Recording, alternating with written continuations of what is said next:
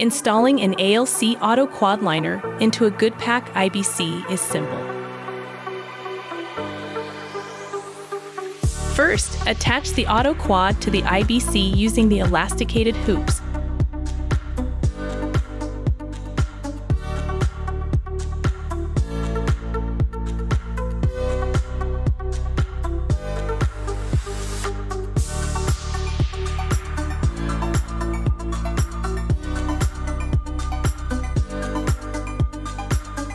There is a QR code that you can scan to view this video at any time. Then remove the fill fitment cap and place it on one of the designated spots.